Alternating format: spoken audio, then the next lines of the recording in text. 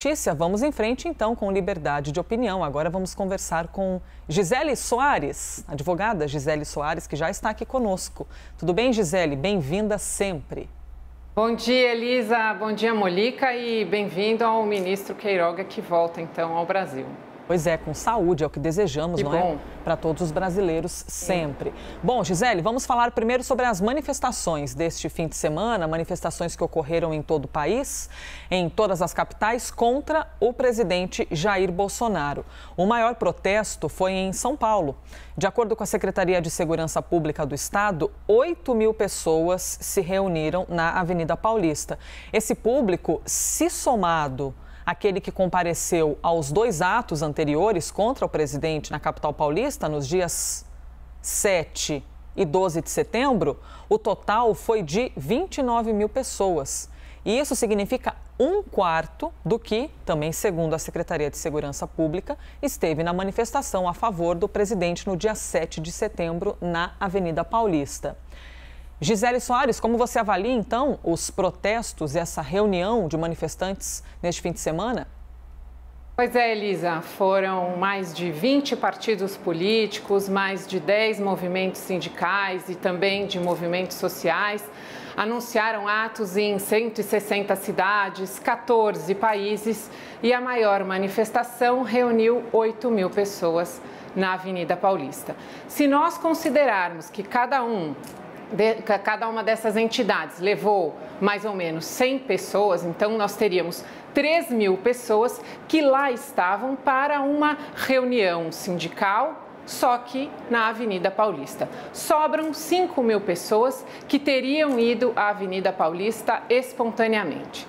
Esse número é um número muito pequeno se nós considerarmos um universo de 12 milhões de pessoas na cidade, de 46 milhões de pessoas no estado de São Paulo, um estado governado por João Dória, que é ferrenho oponente e possível presidenciável para 2022. Qual é o problema das manifestações? Qual é o problema da oposição? É a absoluta incoerência. A oposição não consegue convencer. Ainda que haja pessoas que não concordem totalmente com as políticas do governo federal, as pessoas não irão às ruas para participar de manifestações como essas imagens que nós acabamos de ver, com muitos balões da CUT, com muitas bandeiras de partidos, com um boneco inflável, como no Rio de Janeiro, do ex-presidente Lula, com a faixa presidencial escrito Lula livre. As pessoas não se convencem. A oposição precisa sair deste discurso monocórdico do fora Bolsonaro, do impeachment. A oposição sequer avança para pensar que, ao conseguir impedir o presidente, quem assumirá será o vice-presidente, o general Mourão, general das Forças Armadas, uma instituição que é absolutamente criticada por esses manifestantes, principalmente e majoritariamente da esquerda. Enquanto os manifestantes seguirem nessa toada, enquanto a oposição não aprender que precisa trazer ao povo propostas, precisa trazer ao povo bandeiras para 2022, as manifestações vão continuar absolutamente vazias.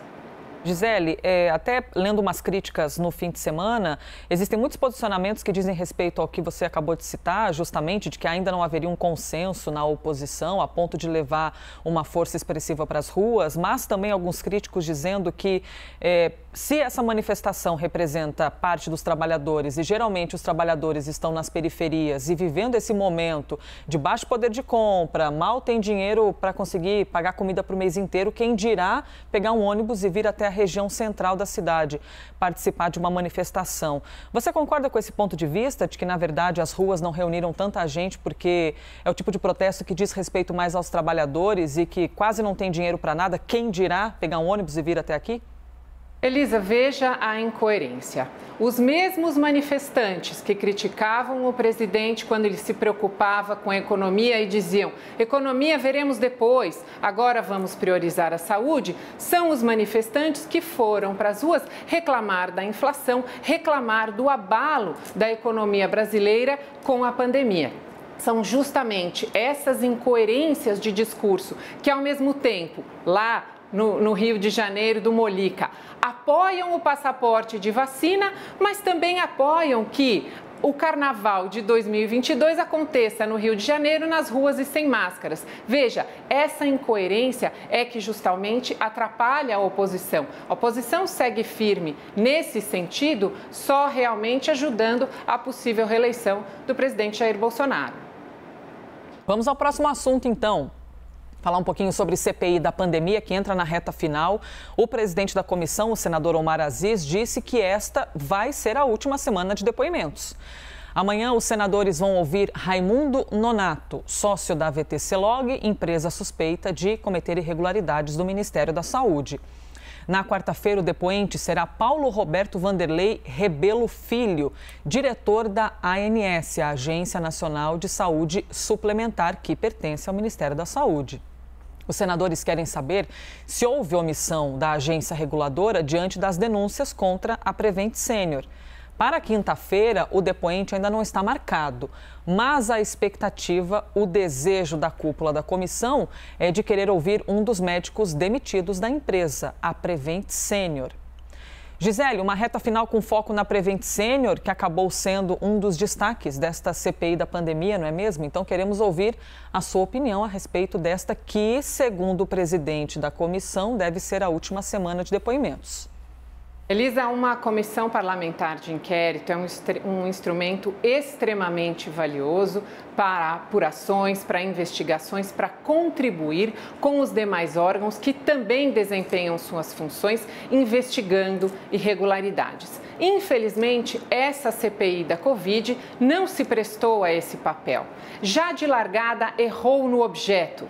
Deveria ter incluído estados e municípios nessas investigações. Isso porque foi lá nos estados e nos municípios que ocorreram grandes possíveis desvios, grandes possíveis irregularidades. Isso, inclusive, já resultou em várias investigações que estão em curso e até em prisões de governadores e de secretários. Pois bem, este objeto ficou reduzido a uma apuração do governo federal. Mesmo assim, ele segue sendo desrespeitado em todos os depoimentos. A CPI, para usarmos um termo cunhado por eles mesmos, é uma CPI de direito paralelo. É uma CPI que permite, por exemplo, que um ato personalíssimo, que é um ato de depoimento testemunhal, fosse prestado por terceira pessoa. A CPI prendeu em flagrante pelo crime de perjúrio, que não existe no Brasil, que não está previsto no Código Penal. A CPI investigou a Copa América, a CPI investigou se haveria ou não competência da Anvisa para suspender aquele jogo clássico de futebol entre o Brasil e a Argentina. A CPI agora mira uma empresa privada, que foi a única empresa privada no Brasil que olhou para a terceira idade, que criou um plano de saúde suplementar para, então, em preços acessíveis, poder atender as pessoas da terceira idade. Eu me pergunto, Elisa, de quem será a responsabilidade se acaso todas essas acusações ou todas essas apurações da CPI não resultarem em nenhum conteúdo prático realmente acusatório contra essa empresa e essa empresa vier, mesmo assim, a quebrar ou ter reduzidas as suas operações. Como é que ficarão todas essas pessoas desempregadas? Como é que ficarão toda essa parcela da população, esses idosos desassistidos? Isso porque essa empresa não atende exclusivamente Covid. Essa empresa atende pessoas com problemas de coração, com problemas de diabetes, com problemas de câncer. Estamos no Outubro Rosa. Então, é uma tremenda irresponsabilidade sair fazendo acusações ao Léo ou manifestando conclusões antes mesmo do relatório da CPI contra pessoas ou contra empresas que estão gerando emprego, que estão empreendendo no país, simplesmente por uma questão política. A CPI perdeu, e eu discordo do Molica com todo respeito, acho que será um relatório atécnico e eminentemente político, porque a CPI perdeu completamente a sua função, perdeu o seu objeto de investigação e se tornou mesmo um palanque político, um picadeiro em que há uma criação diuturna de um direito paralelo que desrespeita as normas da Constituição Federal, que desrespeita as normas das nossas leis processuais. Basta ver a forma desigual e parcial com que são tratados os depoentes, se eles lá vão para falar a favor ou contrariamente o governo federal. Se o depoente vai falar aquilo que os senadores não querem ouvir, eles o interrompem, eles desrespeitam. Eles não permitem que sejam concluídos os raciocínios e as explicações. Eles, inclusive, se manifestam e, às vezes, até atropelam e respondem às próprias perguntas, causando bastante constrangimento aos depoentes. Eu estou bastante curiosa com esse relatório dessa CPI, porque de prático, de fato, de provas, de agentes, de ilícitos, certamente muito pouco foi apurado. E uma das grandes interrogações é de que maneira o presidente da República vai aparecer nesse relatório ou o que deve ocorrer, se é que vai ocorrer alguma coisa, no pós-relatório final da CPI da pandemia. O governo encomendou a juristas um parecer para embasar a defesa de Jair Bolsonaro das acusações que a CPI da pandemia já afirmou que vai fazer contra o presidente. De acordo com o analista de política da CNN, Caio Junqueira, que teve acesso a esse documento e divulgou em primeira mão aqui na CNN, o parecer é uma resposta ao que foi elaborado também por juristas, mas a pedido da CPI, e que aponta 7 possíveis crimes cometidos por Bolsonaro durante a pandemia. Gisele, ambiente jurídico é o ambiente que você tem muita intimidade. No fim das contas, você acredita que a CPI da pandemia pode acabar se tornando um palco de uma guerra jurídica? Sem dúvida nenhuma, Elisa, isso pode sim acontecer, é o princípio do contraditório. Então, lá nos processos judiciais, sempre que uma parte fala ou traz algum documento, é aberto o prazo para que a parte contrária se manifeste sobre esse documento e que também possa trazer novos documentos. São pareceres de juristas absolutamente respeitados, que conhecem muito o direito.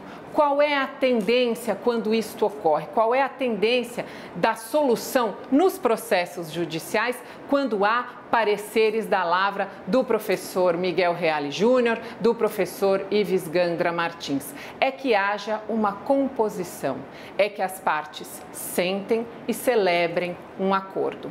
Esse será provavelmente o caminho dessa CPI para uma saída honrosa de toda essa confusão, de toda essa atecnia e de muitas ilegalidades que foram cometidas. A ilegalidade, ela resulta na nulidade, isto é, todo ato praticado sem um revestimento legal, sem uma previsão legal, ele é anulado, ele é jogado fora daquele processo e ele pode ou não ser praticado novamente se não tiver decorrido o lapso temporal da chamada prescrição. Então, eu acredito que haja, então, sim, uma disputa jurídica e que essa disputa jurídica acabe resultando em uma composição, em uma baixada de ânimos com relação a essa CPI, porque os políticos já conseguiram o que queriam, que era palanque, que era fazerem discursos e bravatas. Então, agora, para encerrá-la, pareceres jurídicos, uma certa disputa jurídica, uma composição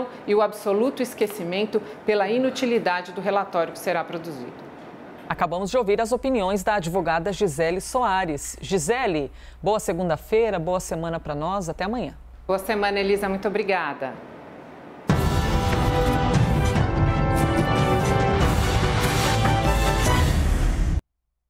As opiniões emitidas pelos comentaristas do quadro não refletem necessariamente a posição da CNN.